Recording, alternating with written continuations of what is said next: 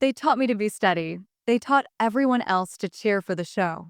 I believed steadiness would be enough until the day I discovered what they had been buying with my steadiness. They always said the best gift I could give was my reliability. Isabel will handle it, my mother would tell friends, pronouncing my name like a benediction. Steady, available, unflappable. I learned to answer before a question finished, to fold laundry into the quiet gaps left by conversation, to be the person who remembered doctor appointments and utility bills, and who could be counted on to arrive with soup when someone got sick. There was a pride in that usefulness, a small, private satisfaction in being needed. I told myself it was enough. The engagement announcement should have been the culmination of a tired, hopeful chapter, a small, private triumph that belonged to me and Samuel and the two of us who had folded timetables and late shifts into a shared calendar. Instead, it became the evening when being steady finally felt like standing in the wings while someone else took the spotlight. We chose a corner table in a restaurant that had the kind of warm light Australians and Midwesterners both agree makes faces look honest.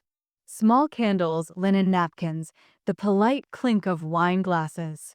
My sister, Marianne, arrived late and luminous in a dress that made her elbows look deliberate, the kind of dress that announces you before you speak. She had a way of filling rooms with the kind of calm that looks effortless because she taught people to admire it. I remember the way Samuel squeezed my hand under the table, his fingers warm and certain. I remember thinking about the life we'd been sketching, a modest loft or a two-bedroom house with a garden we'd both learned to keep alive, Sunday markets, and a cat that would pretend to tolerate us. I had practiced the announcement in the shower, in the car, in the spare minutes between work emails. Simple, honest, no theatrics. I'm engaged, I would say, and then watch faces rearrange themselves into someone else's joy. When I said it, the table burst with a kind of delighted noise that makes you believe you are entering a private club. Samuel's father reached for my hand like a benediction.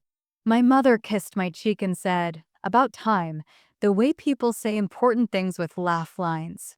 I felt light and startlingly young, like an inside joke made public. Then Marian cleared her throat and said, with a smile designed to be forgiven, "Oh, that's lovely, ISA. By the way, I have some news too." The way she said it implied that the news had been waiting in her hands all evening, like an extra course. She had a manner that turned sentences into events, small, well-timed, reverberating. Her news wasn't dramatic, it never is at first. It was the kind of story that crept up, soft-footed, and turned heads, a business opportunity, a little inheritance, a house in the country she'd decided to restore. People smiled, leaned in. Compliments circled around her like polite moths. She had the room without trying, and I, with my engagement glowing like a lantern in my chest, felt it dim at the edges. I recall the temperature shifting, the conversation folding into Marianne's orbit. Plates went untouched while she described plans. My engagement slipped into an aside, like an index card shuffled beneath a thicker, shinier one. My mother asked practical questions about renovations and contractors. Samuel joked about wallpaper samples. I laughed along, clipped and surprised, while a small, needle-pointed throb of something, annoyance, jealousy, a nameless hollow unfurled in my throat. It wasn't the first time I had been sidestepped. It won't be the last. But that night, the feeling tasted different, less like a momentary sting and more like a ledger opening. A private accounting of all the times I had smoothed edges, lent money, cured headaches, stayed late, forgiven small cruelties because I believed in keeping things intact. I didn't know yet that this ledger would soon be filled with new lines, dates, and amounts and signatures that would demand a different kind of steadiness from me. After the plates and toasts and the polite clamor, I left the restaurant with my engagement ring a quiet weight on my hand and a small sensation of absence I could not name. I told myself it was just fatigue or the peculiar friction of family dynamics. I told myself steadiness would be enough. I wanted to believe I could continue to build my life in soft increments and that loyalty would be its own shelter. That belief carried me for only so long. The next morning, a single, ordinary request, could I help with a transfer just until Marianne's account cleared, would be the small hinge that opened everything. It would move the story from a warm, familiar scene into a quieter, colder room where papers lie flat and names on forms begin to mean more than the voices that spoke. I learned to make myself useful the way other children learned nursery rhymes, early, by repetition, until it felt like breath.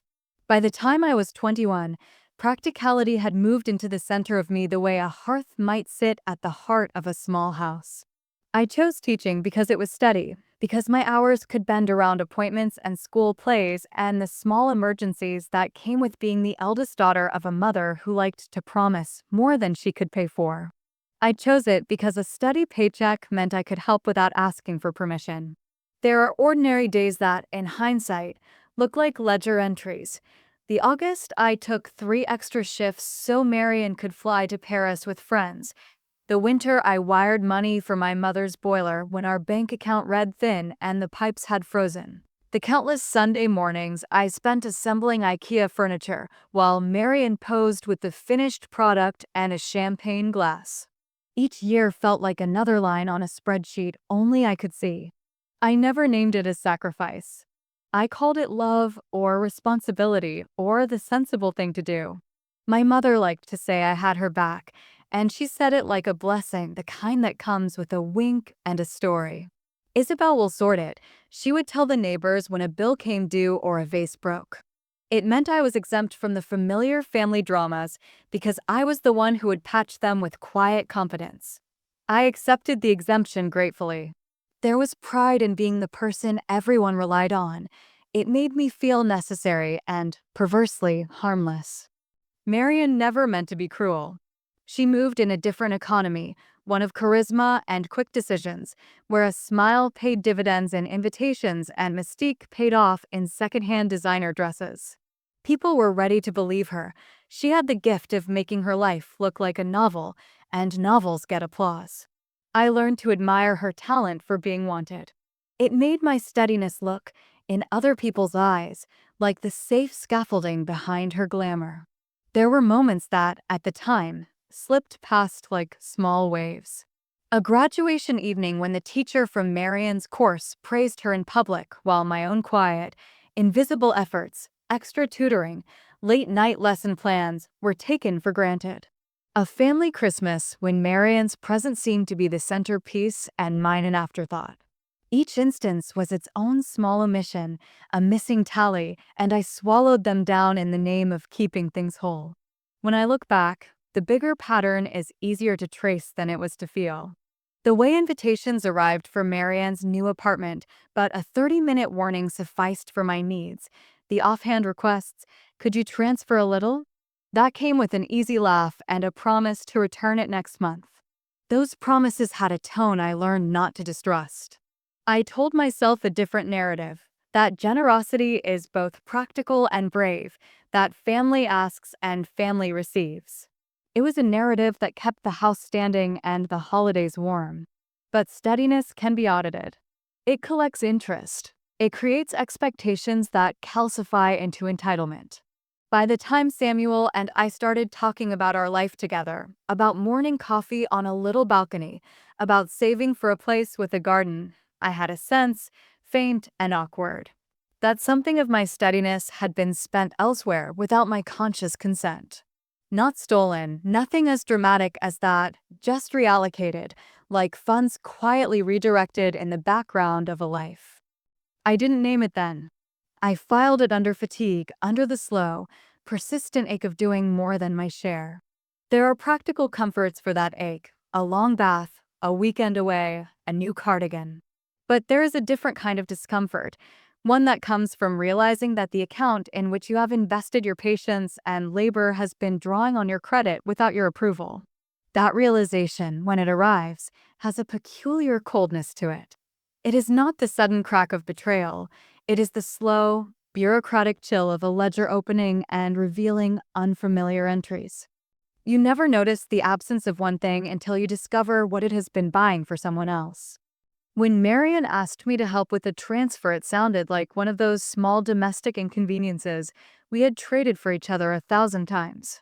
Just until my account clears, she said over the phone, voice light as if the money were already a detail folded into champagne plans.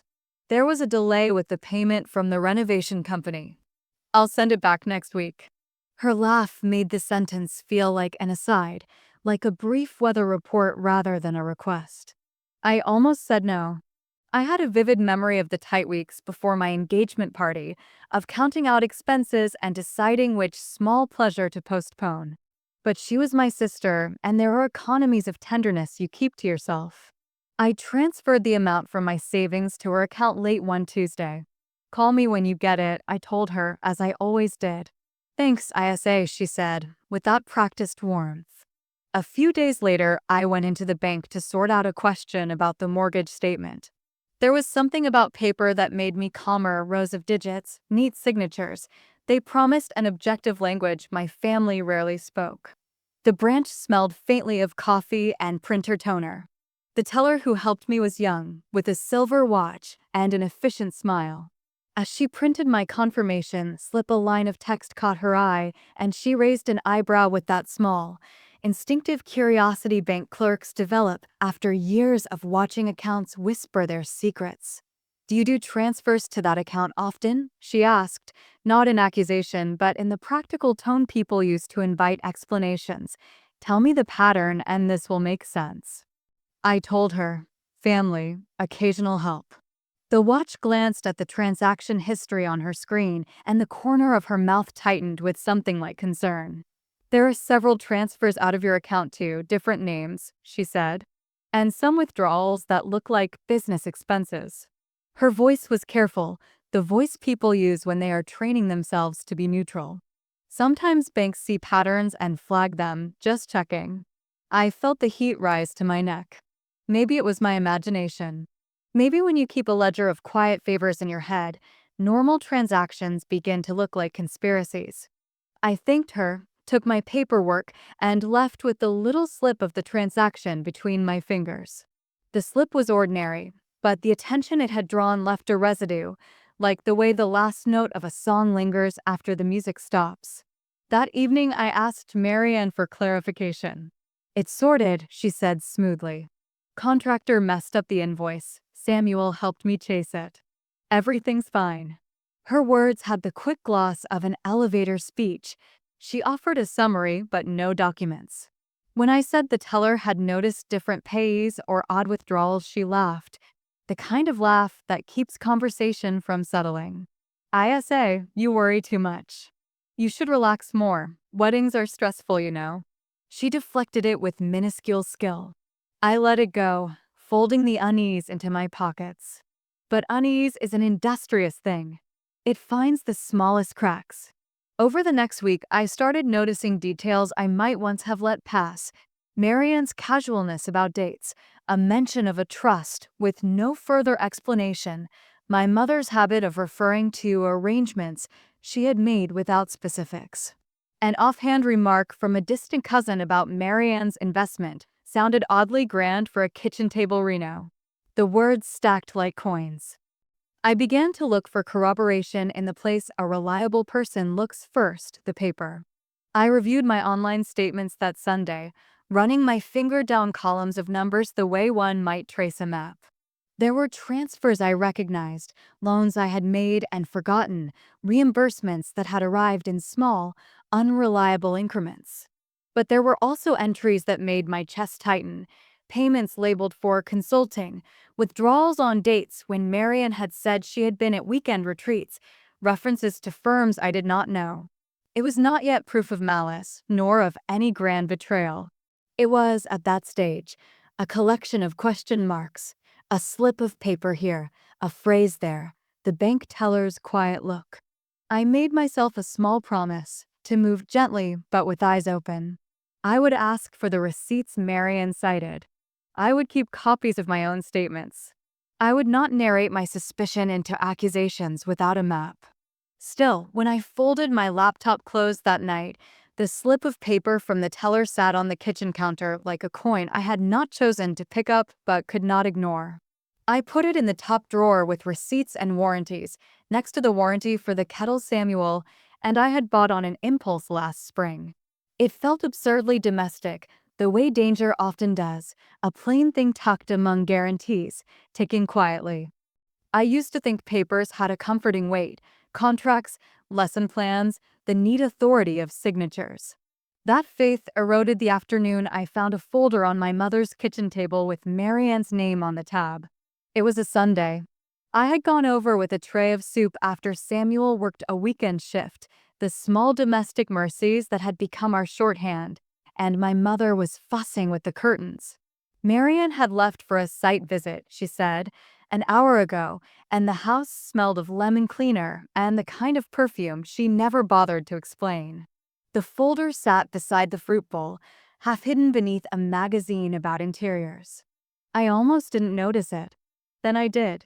There are moments when curiosity is a soft, reasonable thing, a practical check, a way to be certain before you offer help. I told myself that as I reached for the folder. I would take a quick look for a contractor's invoice or a planning document to help answer my mother's questions about timelines.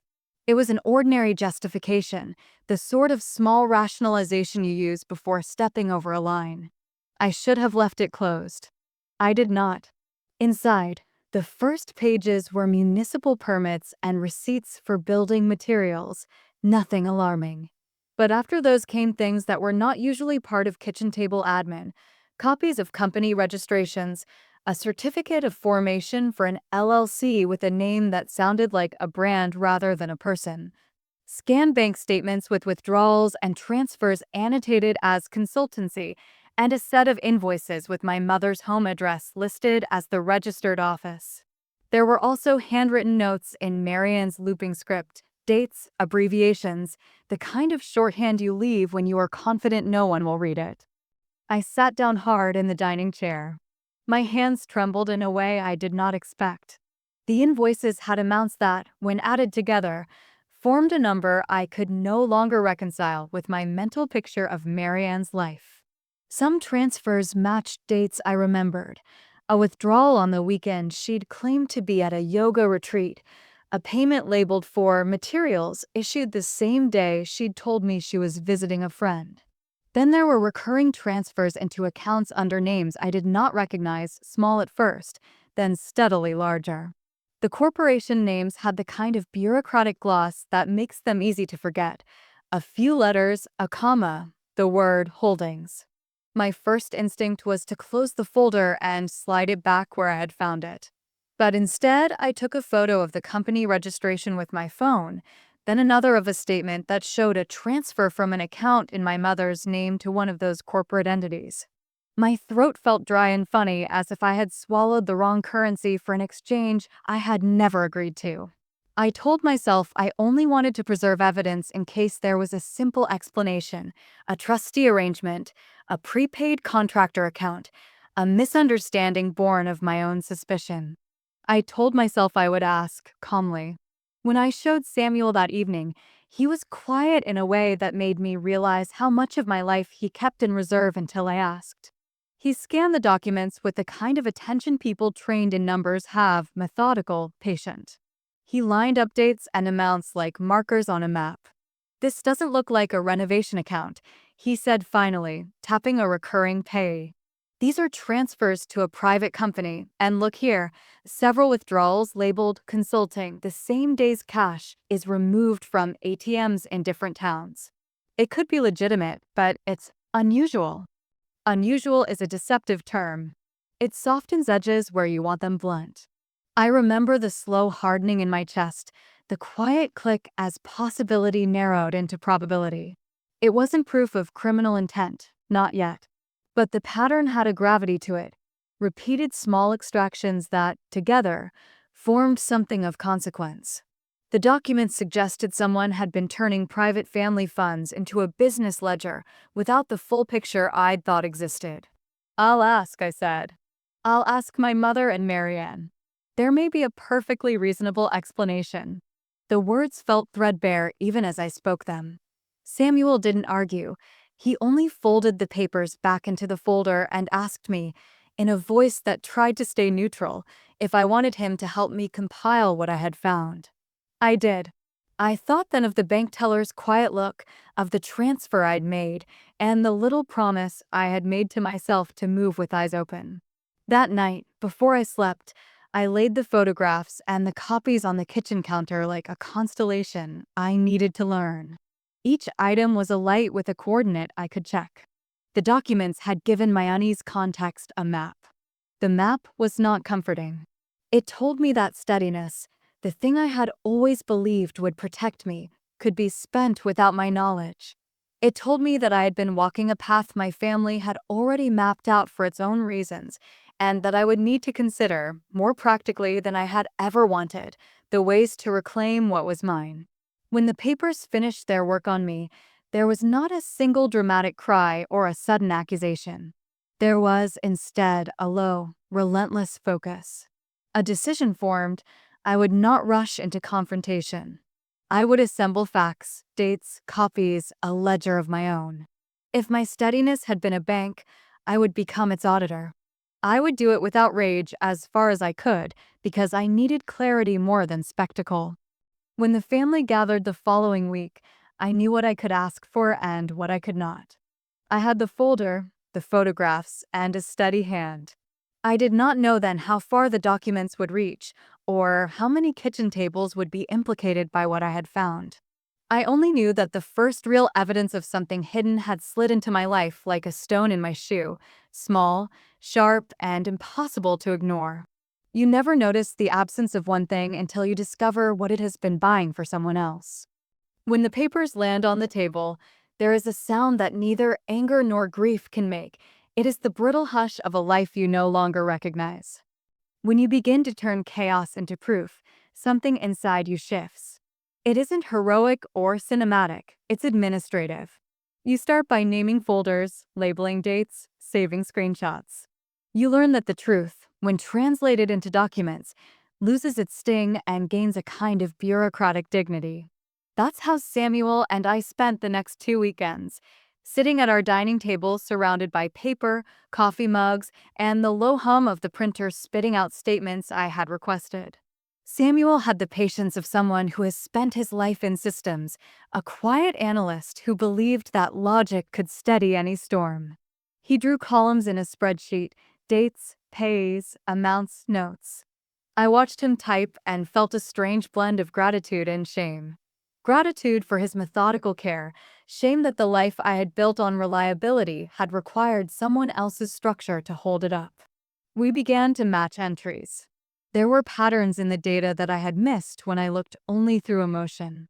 The so-called renovation account Marion managed showed regular transfers, small at first, then larger, into entities with names like Brightway Consulting and MCK Holdings. Some of those same entities appeared in my mother's records, sometimes under joint signatures, sometimes with her address as the mailing point. The sums, when totaled, could have paid for an entire property. One withdrawal in particular caught Samuel's attention. "Look at this," he said, tapping the screen. "A cash withdrawal for $4,800 from your mother's account in early February." The same day, Marion posted photos from the Alps ski trip, designer gear. "And look here, the same amount credited into Brightway Consulting 2 days later." His tone was calm, almost gentle, but the numbers spoke their own sharp language. Each correlation tightened the frame around what we were seeing, not an error, not miscommunication, but intent. I spent the next morning tracing the paper trail further. There were invoices addressed to companies that didn't exist in public directories, fake consultancy fees that disguised transfers. Marion had used our family's accounts, and sometimes mine, to funnel money through these shell entities. The handwriting on one of the receipts matched hers precisely. The signature was my mother's, or at least an approximation of it. When I held that receipt, a small tremor passed through me. It wasn't rage, not yet. It was the grief of recognizing someone's handwriting in the wrong place. The same loops that once formed birthday cards now framed deceit. I took the papers to my mother's house that evening, hoping for a conversation or maybe a confession. She opened the door with her usual brisk affection and a glass of wine in hand. "You look pale, darling," she said. "Work exhausting you again?" I placed the folder on the table. "I think we need to talk about Marianne's accounts." Her face froze, not the blankness of confusion, but the quick calculation of someone who's been rehearsing for this moment. She didn't ask what I meant. She asked, too quickly, "Where did you get those?" "I found them here," I said. "And I've gone through the statements. There are transactions that don't make sense. Transfers from your account to companies that don't exist. Marianne's name is on all of them." For a long moment, she said nothing. Then she sighed, as if I had interrupted a pleasant daydream. "Isabel," she began, her voice soft, almost maternal. "You always overthink. Marianne's just creative with money. It's part of her work. Everything's under control." "Is it?" I asked. "Because your savings are being drained, and my own account's been used to cover her transfers. This isn't creativity, it's fraud." Her expression hardened. "That's an ugly word."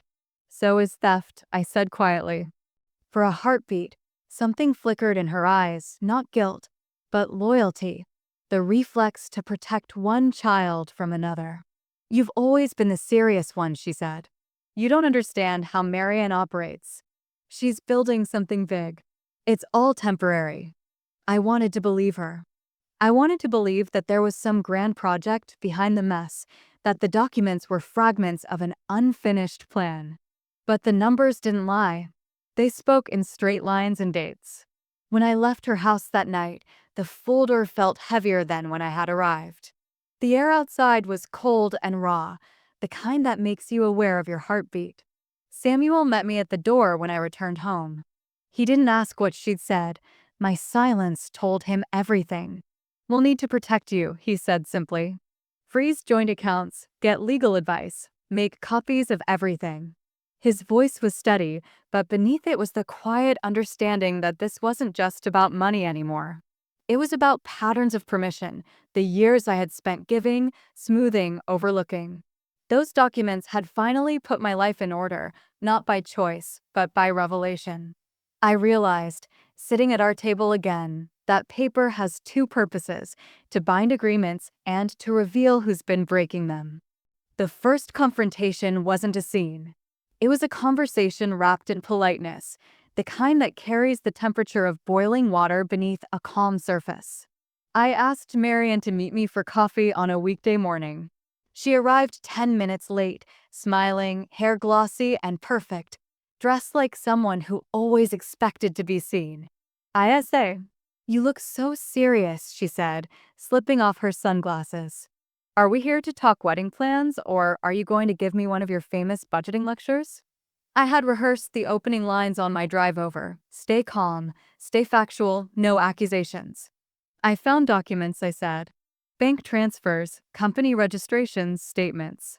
They show money being moved from Mom's accounts, and sometimes mine, into businesses under your name. Can you explain that?" Her expression barely shifted. She looked at me as if I'd mentioned a parking ticket. "You're reading too much into things again. You know I consult for small projects. It's all above board. Mom lent me some capital to get things started, that's all." "You forged her signature, Marianne." I said it softly, but the words hit the air like a dropped glass. She leaned back, smiling thinly. "Don't be dramatic, ISA. I signed with her permission. She hates paperwork. You know how she is." Then why is she denying knowing anything about these accounts? That landed. A flicker, just a second, crossed her face like a curtain stirred by wind. But she recovered quickly. "She must have forgotten. You're the one who keeps records. She's not wired like that." The arrogance was almost elegant. Marianne had a talent for turning lies into statements of personality. She made deceit sound like charm, mismanagement like artistic temperament. And for most of our lives, it had worked. "Do you have proof?" she asked finally, the edge in her tone more visible now. "Yes," I said. "Enough to show intent. Enough to involve the authorities if I have to." Her laugh was small and brittle. You wouldn't do that. It would ruin Mom. And me. You'd destroy the family for what, a few bank statements? You're not built for scandal, ISA. You're built for keeping things tidy. She was right about one thing. Tidiness had always been my instinct. But something in me had shifted since the night I opened that folder. There was a new muscle forming beneath my restraint, one that understood boundaries not as cruelty, but as survival. I'm done keeping things tidy for you, I said. If you don't make this right, I'll have no choice but to make it public. Her eyes narrowed. You think anyone will believe you over me? You've always been the boring one, the background. You make good tea and balanced spreadsheets, ISA, but you don't make a story. That line stung, not because it was cruel, but because it had been true for so long. I had lived in the footnotes of other people's narratives. I had been the helper, the context, the quiet correction. But now, looking at her, the sister who had taken without asking, charmed without guilt, I realized the story had changed hands. The coffee went cold between us. Finally, she stood, smoothing her coat with practiced grace. I'm sorry you feel this way, she said, using that perfect phrase people deploy when they have no intention of changing. But you're making a mess out of nothing. She left before I could reply, the scent of her perfume lingering like punctuation at the end of a sentence I hadn't finished. 2 hours later, my mother called. Her voice was sharp, rehearsed. Marian told me what you said. I don't know what's gotten into you, Isabel. Dragging your sister into this nonsense? You sound hysterical. I closed my eyes, the words pressing against old scars. Mom, there's evidence. She's been using your name and your accounts. This isn't hysteria, it's arithmetic. Don't patronize me, she snapped. Marian has done more for this family than you realize. You think because you save receipts you understand everything? You've always envied her freedom. Freedom. That was the word she chose. I almost laughed a dry, astonished sound. Freedom had always been Marianne's currency, bought with other people's stability. And I had paid more than most. By the time I hung up, something inside me had settled.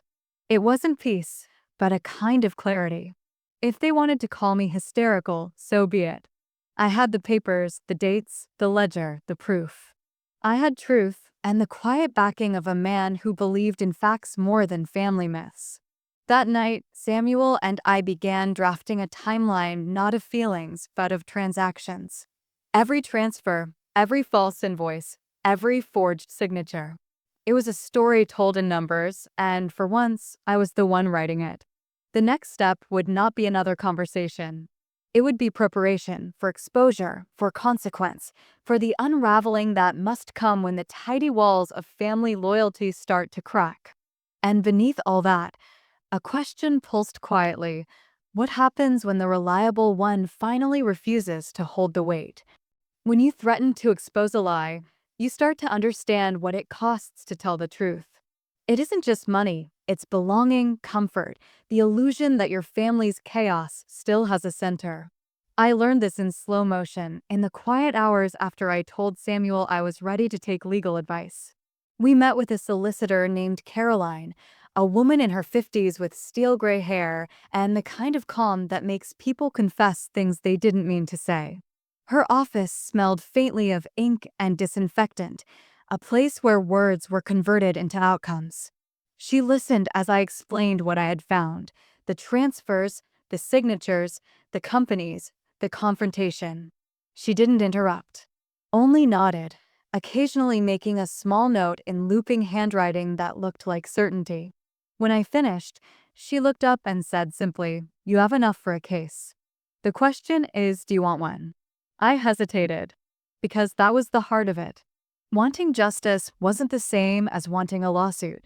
Justice is clean in theory. In practice, it drags everyone through the mud. Caroline leaned back in her chair. If you go ahead, there will be fallout. Your mother may lose access to certain accounts. Your sister could face criminal charges. It won't just affect them, it will affect you. People will take sides. You need to be ready for that. I don't want to destroy anyone, I said quietly. I just want my name and my money back. I want the lies to stop. That's fair, she said. But fairness doesn't always survive family politics. That line stayed with me long after I left her office. At home, Samuel poured me tea and read through the preliminary draft of the affidavit Caroline had prepared. "You can still back out," he said. "She'll help you set boundaries without going to court, if that's what you want." But it was already too late for retreat. Once you've seen the numbers, you can't unsee them. Once you've watched your mother defend your sister's theft like it was a misunderstood art form, you understand that silence is just another kind of complicity. Still, there were practical matters to consider: accounts to freeze, passwords to change, locks to replace. Each task felt small, administrative, but together they created a perimeter, a fence around what was mine. I hadn't realized until then how much of my life had been open access, shared in the name of love.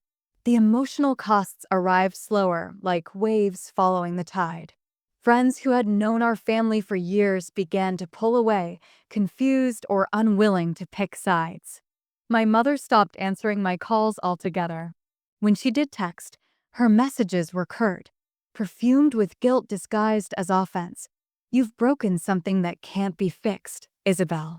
Marianne, true to form, turned to performance. She posted pictures online, laughing in cafes, quoting self-help lines about choosing peace and rising above negativity. I scrolled past them, feeling that familiar mixture of disbelief and weariness. She was already rewriting the narrative, painting herself as the misunderstood dreamer betrayed by a jealous sister. The public part of it, the whispers, the questions, the quiet looks at work, was humiliating in a slow, domestic way. No shouting, no scandals. Just a shift in tone when people said my name. I was no longer Isabel the dependable, but Isabel the problem. At night, I kept the folder of evidence beside my bed. It wasn't superstition, it was armor. Proof that what I had seen was real, that I wasn't the hysterical sister my mother described. Some nights I'd open it just to touch the papers, to feel the rough edges of printed truth. Samuel suggested a therapist, someone who could help me untangle years of obligation from guilt. I went reluctantly. The therapist was kind, with a soft voice and a knack for silence. After a few sessions, she said something that startled me more than any document had.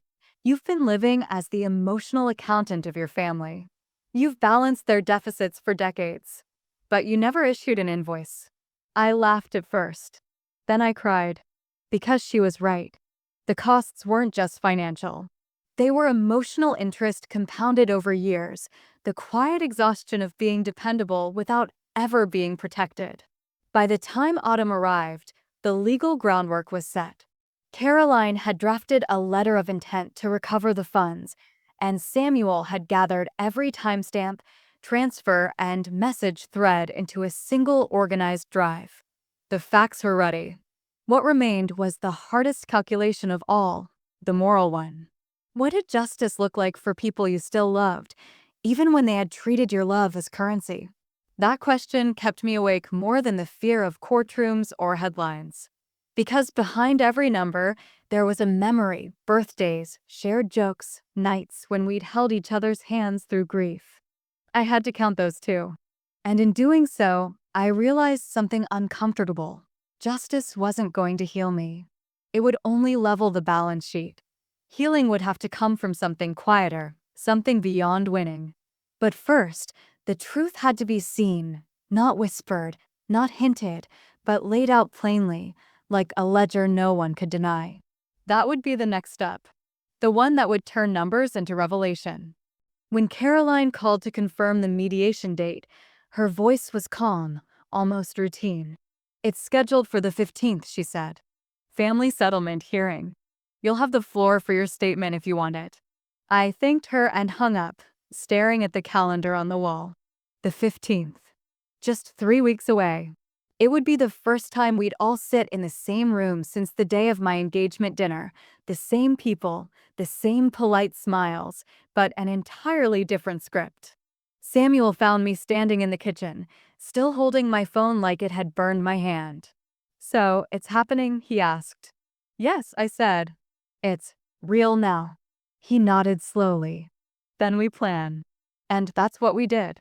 We began with structure, Caroline's advice. Never walk into an emotional room unprepared, she'd said. Structure protects truth from chaos.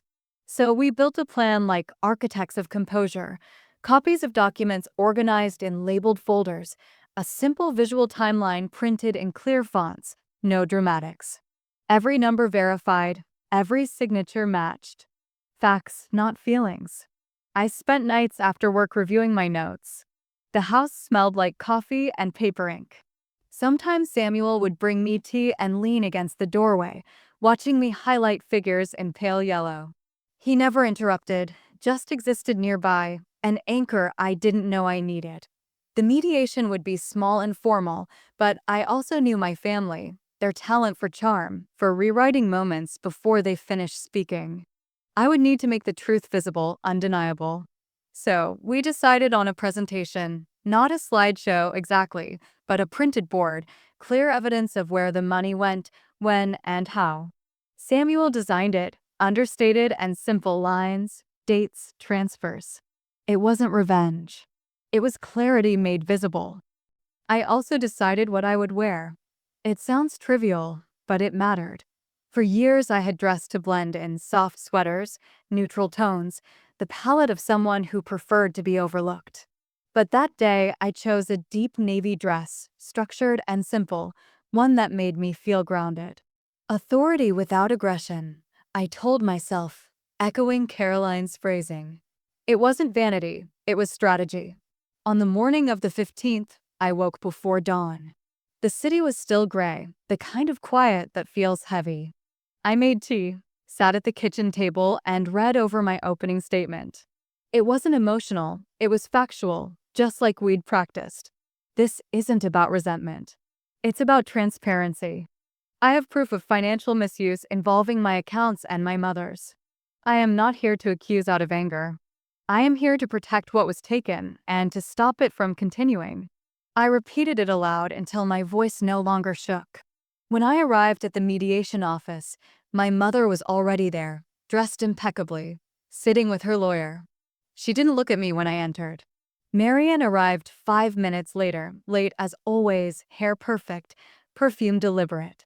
Her confidence was a performance. I could see it now like stage lighting. "Isabel," she said lightly as if greeting me at a cafe. "You look serious." "I am," I said. Caroline greeted us, ushered everyone into the room, and the proceedings began.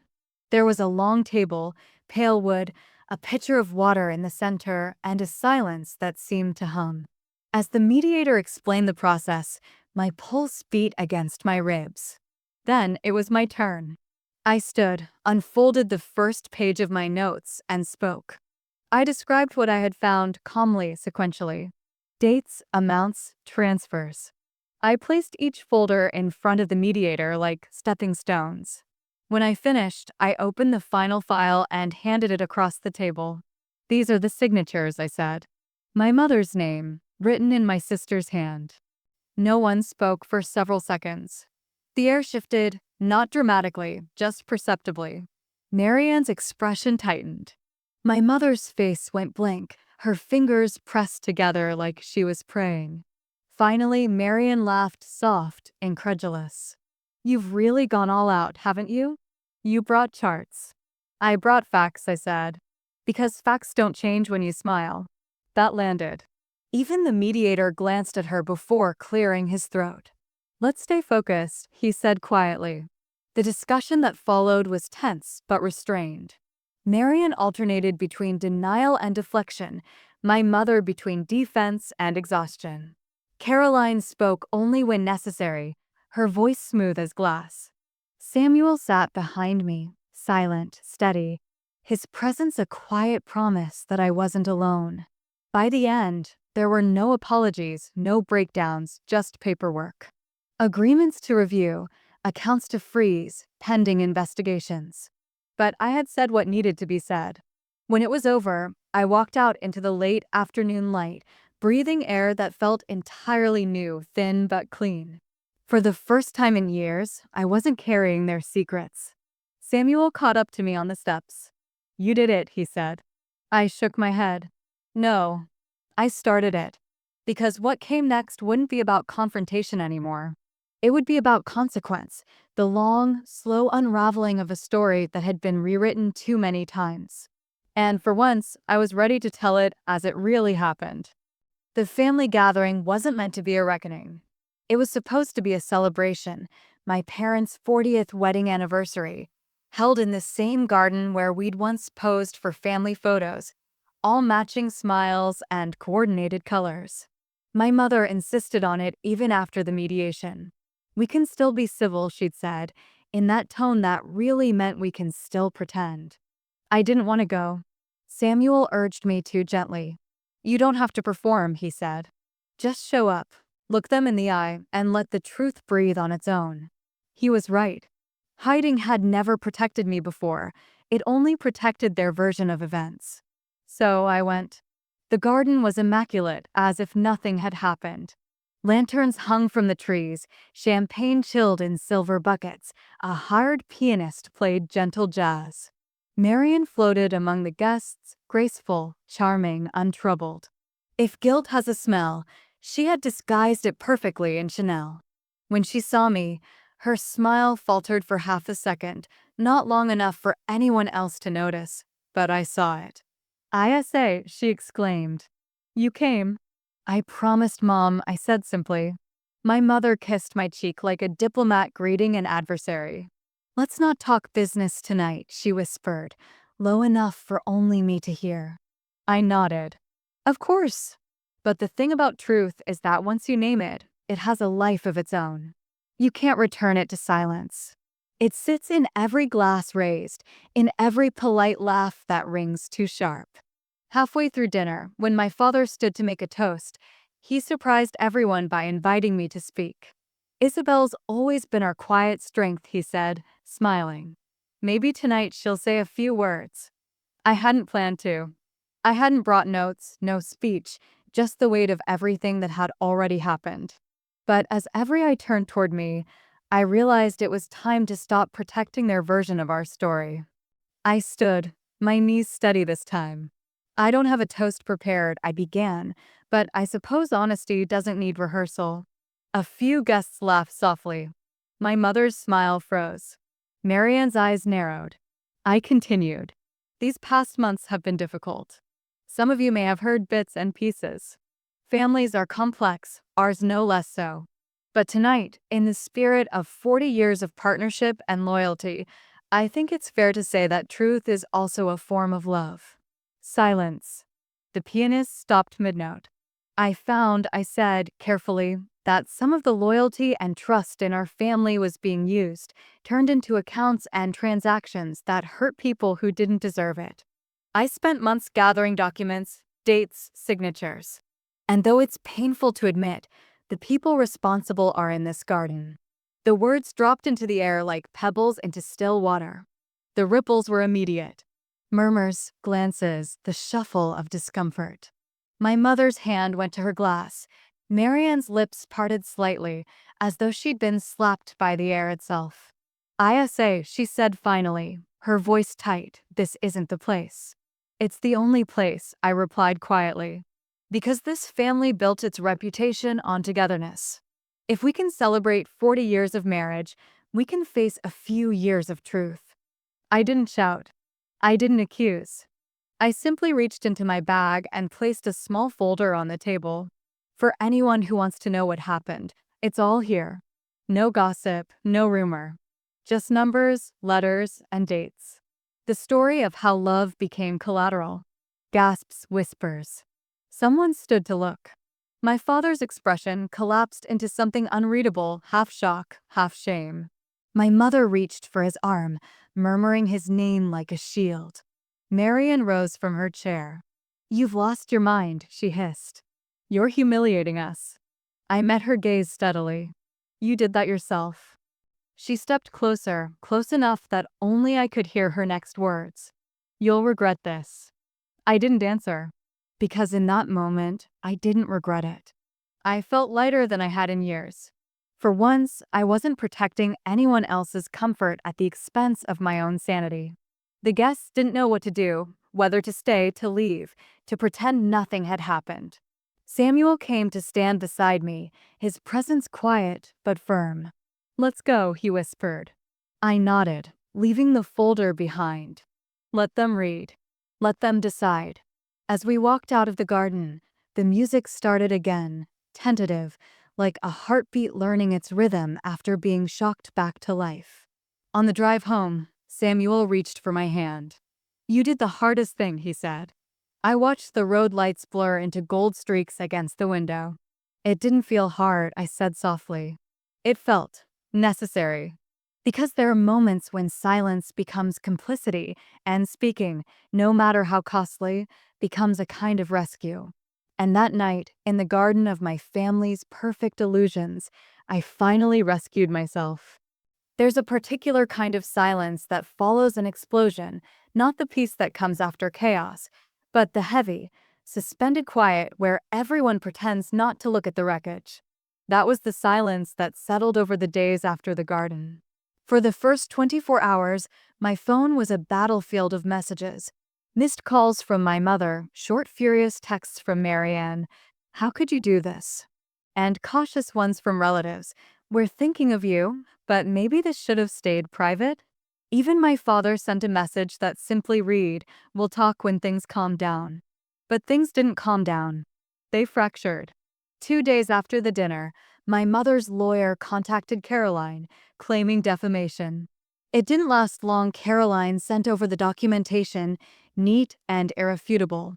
The forged signatures, the transfers, the company registrations. Within a week, the legal tone shifted from accusation to negotiation. Marianne, meanwhile, went silent online. Her Instagram, that carefully curated gallery of perfect lighting and inspirational quotes, disappeared overnight. I almost pitied her. Almost. The hardest part wasn't the fight. It was the waiting.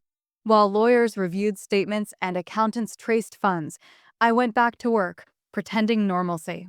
I graded papers, drank office coffee, smiled when people asked about my wedding plans, as if my personal life hadn't become an open ledger. Some colleagues avoided the topic altogether. Others asked questions too kindly, their curiosity wrapped in sympathy. Evenings were the worst. Samuel would cook, I would try to read, and still the silence between us hummed with unfinished sentences. "You did the right thing," he would remind me. And I believed him. Mostly. But rightness doesn't always feel clean. Sometimes it feels like walking barefoot over glass, necessary but not painless. Then came the letter. It arrived on a Thursday in my mother's handwriting. Inside was a single sheet of stationery and her perfume, faint and familiar. The words were neat, restrained. "Isabel, you've made your point. What you did has consequences beyond your understanding. Your sister is struggling. Your father is humiliated. I hope you're proud. We will settle the financial matters legally, but I cannot forgive the way you did it. Families don't air their mistakes for others to see. Mother." I read it 3 times.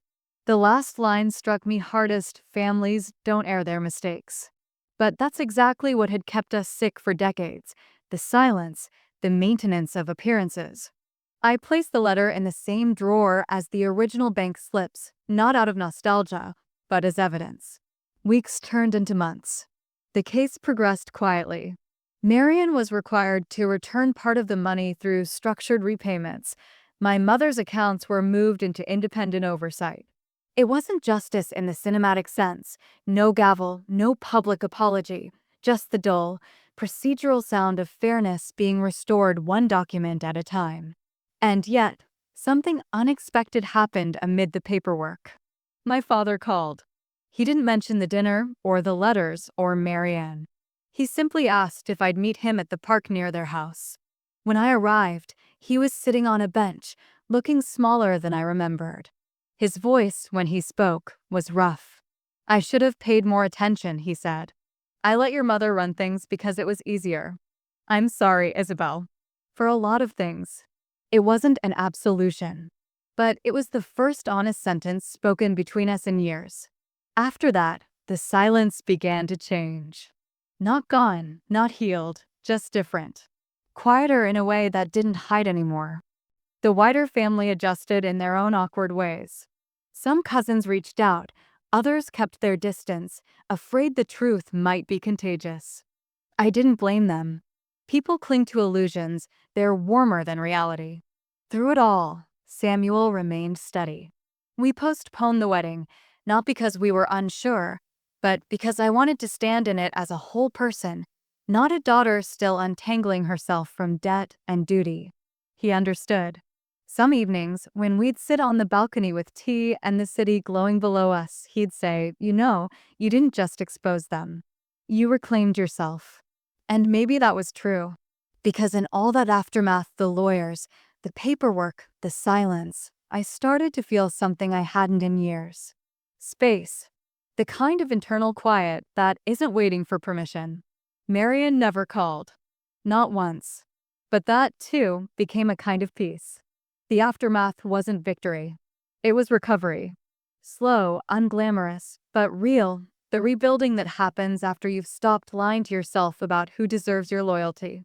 And in that quiet rebuilding, I began to understand. Sometimes the cost of truth isn't loss. It's liberation disguised as ruin. Healing doesn't announce itself. It arrives disguised as routine, a morning that feels almost normal, a laugh that isn't forced, the absence of that familiar knot in your stomach when your phone buzzes. It took me months to notice that the quiet in my life had changed texture. It wasn't the suffocating silence of avoidance anymore. It was the kind that lets you breathe. After the legal dust settled, I didn't celebrate. There was no single day when I declared it over, just a slow re-entry into my own life. I went back to my classroom and found comfort in small certainties. The smell of chalk, the rhythm of lessons, the way students' laughter filled the hallways. Work had always been my refuge, but now it felt different, not an escape, but a reclaiming. Samuel and I decided to take a short trip to the coast before the next term began. It wasn't luxurious, a modest rental by the sea, weather-beaten and full of mismatched furniture. We spent 3 days walking along the shoreline, collecting shells and silence. The sea, with its endless motion, made everything that had happened seem both smaller and older, like something the tide had already carried away. On the second evening, as we sat watching the horizon fade into silver, Samuel said, you don't talk about them anymore. I thought about it. He was right. For months, every conversation had circled around my mother, Marianne, the money, the betrayal. But lately, those names had become background noise. I no longer felt the need to explain myself, to defend my choices, to narrate my pain. Maybe there's nothing left to say, I said. He smiled. That's when you know you're healing. When we returned home, I started making small changes, not resolutions, just adjustments. I opened a separate savings account, finally just mine. I updated my will and listed my future niece and my goddaughter as beneficiaries instead of family by default. I began therapy again, not to unpack the past, but to learn how to build boundaries that didn't feel like walls. The therapist asked me one afternoon, when you think about forgiveness, what does it look like? I hesitated. It's quieter than I expected, I said. Not a big moment. More like taking a deep breath without flinching. She nodded. Forgiveness isn't for them, Isabel. It's the permission you give yourself to stop auditing the past. I smiled at that, the accountant of emotions, again. But she was right. Life began to weave itself back together in small, gentle threads. A friend from work invited me to join a weekend pottery class, and I said yes without the usual instinct to check if someone else needed me first. On Sundays, I went to the farmer's market, buying flowers I didn't need. I called my father occasionally. Our conversations were cautious but warmer. We didn't talk about Marianne or my mother. We talked about the weather, his garden, my students. Sometimes that's all reconciliation needs, shared ordinariness. Marianne, as far as I knew, had moved to another city. I heard through a cousin that she was starting over, which could have meant anything: a new job, a new lie, or maybe, finally, a reckoning of her own. I didn't ask for details. There was no curiosity left in me that didn't cost something. My mother remained silent. No letters, no calls. Occasionally, I'd catch her handwriting in an old birthday card tucked into a drawer, and the ache would rise, that complicated, irreducible mixture of love and loss. But it no longer dictated my day. It was simply a scar, tender when pressed, but healed enough to live with.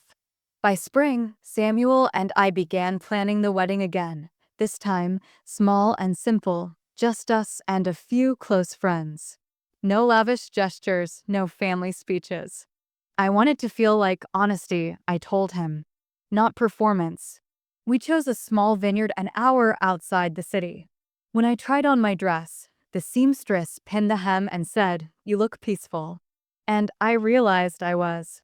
Not triumphant. Not vindicated. Just steady. That night, I sat at my desk, writing in a new notebook. Not a ledger this time, but a list of things I wanted to build, a mentoring program for young teachers, a savings plan, a garden, maybe even a small book someday. The kind of things that grow slowly and belong only to me. When I closed the notebook, I looked around the quiet apartment and thought how strange it was that peace, after all that noise, could feel so unremarkable, so ordinary. But maybe that's what freedom really is, not the grand beginning of something new, but the calm, unhurried return to yourself. It arrived in early June, when the air was already thick with summer, the kind of heat that makes the city smell of stone and dust. I almost missed it in the mail, buried between bills and catalogs, a plain white envelope, no return address, just my name written in a hand I hadn't seen in nearly a year. Marianne. For a long moment, I stood in the kitchen staring at it, the kettle hissing behind me. Part of me wanted to tear it in half without reading. Another part, the same old reflex of curiosity and care, reached for a knife to slit it open carefully, as though damage to the paper might change what it said. Inside was a single page. ISA. I don't know how to start this. I could say I'm sorry, but I don't think you'd believe me. Maybe I don't even believe myself yet. The truth is, I was desperate, and I justified things I shouldn't have. Mom helped me because she always thought she could fix everything if she just kept smiling. I told myself I'd repay it all once my business succeeded. I didn't mean to hurt you, but I did. I've paid back what I could. The rest is being handled by the lawyers. I'm working now for someone else, for once. It's humbling. You were right about me. About everything. I don't expect forgiveness. I just didn't want the last word between us to be the one you spoke in the garden. You were brave that night. I hated you for it. Now I think I envy you. M. No flourish, no manipulation, no perfume. Just ink and admission. I read it twice, then set it down beside my tea. The first thing I felt wasn't relief, it was sadness, deep and quiet. Sadness that it had taken ruin for her to speak plainly. Sadness for the girl she might have been before the world taught her that charm could substitute for character. Samuel found me still holding the letter when he came home that evening. "Is that from her?" he asked gently. I nodded. "Do you want to answer?" He said nothing, just put a hand on my shoulder. Later that night, I sat by the open window, the city buzzing faintly below, and read the letter again. I didn't feel anger anymore, not even satisfaction.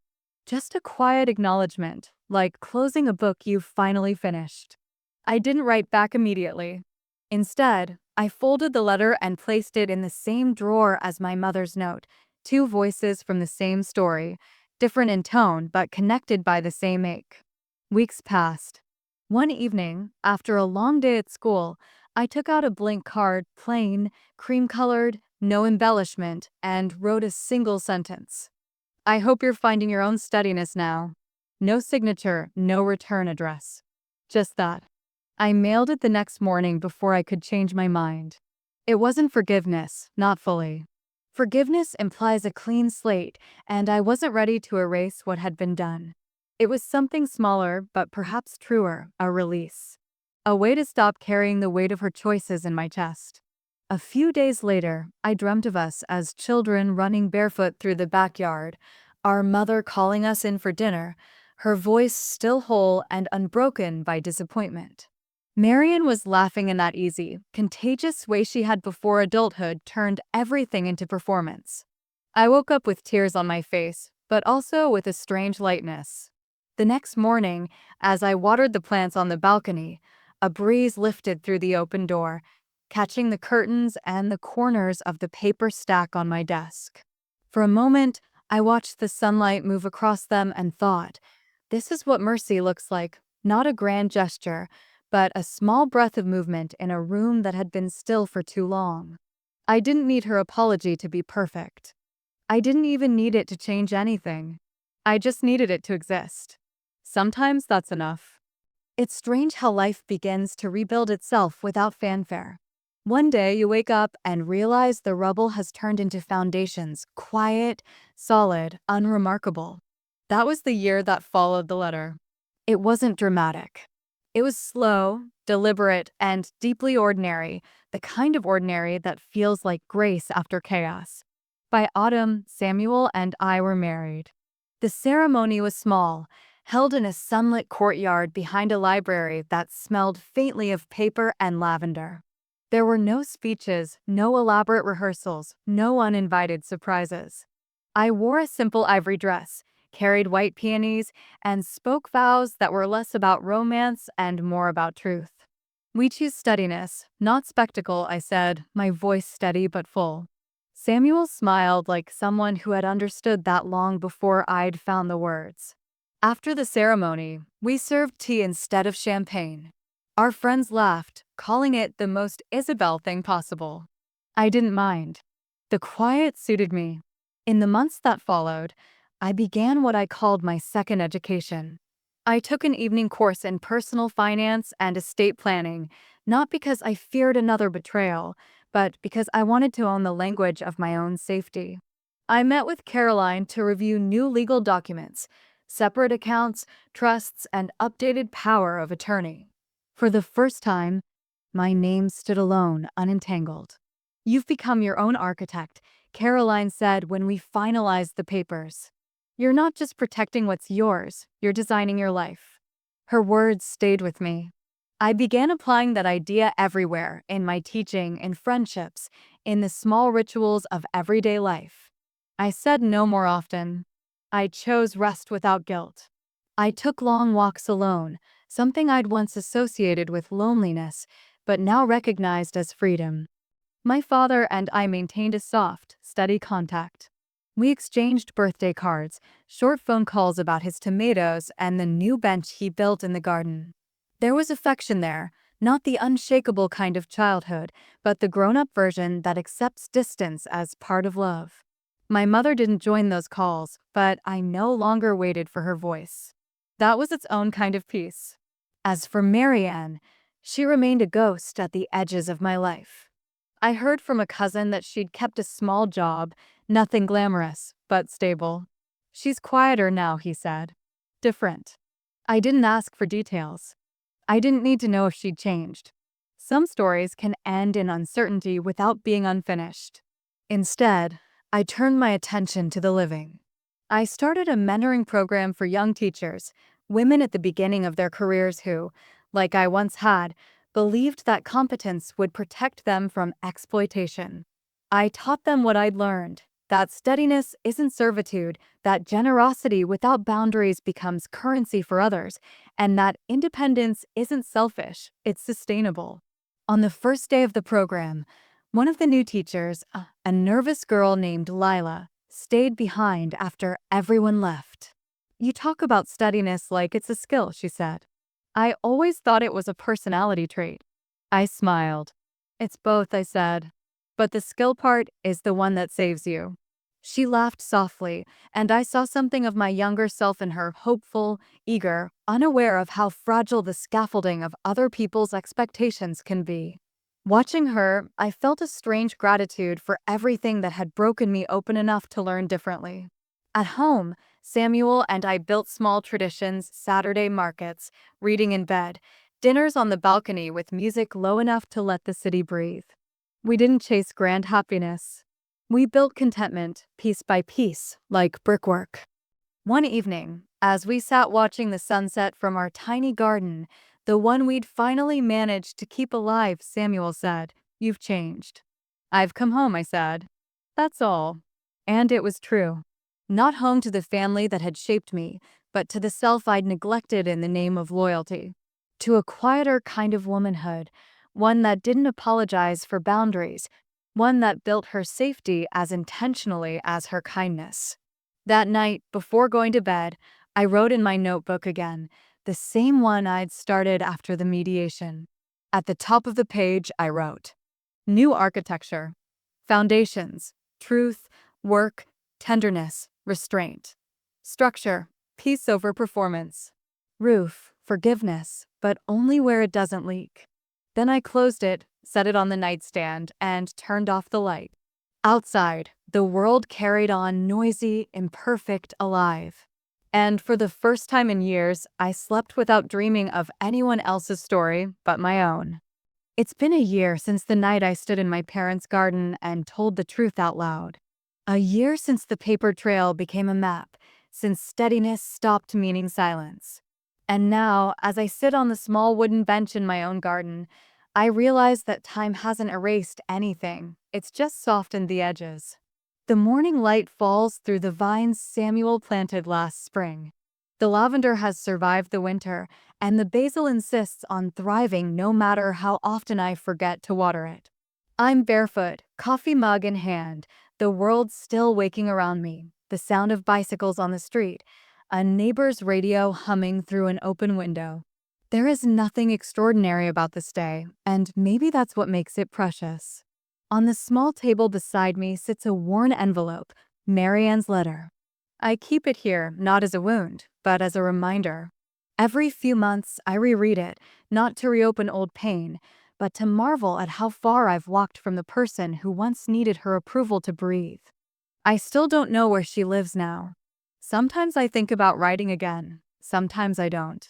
The difference is that I no longer feel I owe her either silence or speech. My mother never reached out after that summer. Word through the family is that she keeps busy, gardening clubs, charity committees, photographs of roses that make it seem like her life has returned to its preferred symmetry. I don't resent her anymore. The anger has burned itself into ash, and what remains is understanding. She was a woman who thought control was love, that keeping the peace mattered more than being right. I used to think that made her strong. Now I think it just made her tired. My father visits sometimes. We don't talk about the past, we plant things. Last month we built a raised bed for tomatoes. He jokes that I inherited his stubbornness, not my mother's diplomacy. Maybe that's true. When he leaves, he always says the same thing, "You look happy, Isabel." I think he's right. The mentoring program at school has grown. What started as 4 teachers now fills an entire classroom on Thursday afternoons. We sit in a circle, mugs of tea in hand, and talk about boundaries, burnout, and how to stay kind without being consumed. They call it a support group. I call it my quiet revolution. I've learned that justice doesn't always need a courtroom. Sometimes it's a conversation that helps another woman keep what's hers. In the evenings, Samuel and I still eat on the balcony. He reads while I tend to the plants, and sometimes we talk about moving, maybe a bigger place, a little more land. I always say maybe. Not because I'm afraid, but because I've finally learned to live inside a life without rushing toward the next thing. Sometimes, when dusk falls and the first streetlight flickers on, I think of all the versions of me that had to exist to build this one. The dutiful daughter, the silent sister, the woman who mistook reliability for love. The one who finally learned that truth can coexist with tenderness. I carry them all quietly, like layers of soil beneath these new roots. A soft breeze moves through the garden, and the lavender brushes against my leg. I close my eyes and breathe, not the careful, shallow breaths of survival, but the full, unguarded kind that fills your lungs with belonging. This is not a story about revenge or victory. It never was. It's about reclamation of self, of steadiness, of the right to live a life that doesn't require erasure. The past still exists, but it no longer defines the architecture of my days. It lives elsewhere now, folded into letters, into lessons, into memories that no longer sting when touched. I finish my coffee, brush a petal from my lap, and stand. The sun is higher now, gold and forgiving. There's a list waiting on the kitchen counter, groceries, a meeting, a lesson plan, the kind of list that once felt like burden, but now feels like proof. The ordinary, still here, still mine. I look once more at the garden before going inside. We made it, I whisper, not to Samuel, not to Marian or my parents, but to myself. Because survival is quiet work. And peace, I've learned, is not something you find. It's something you grow.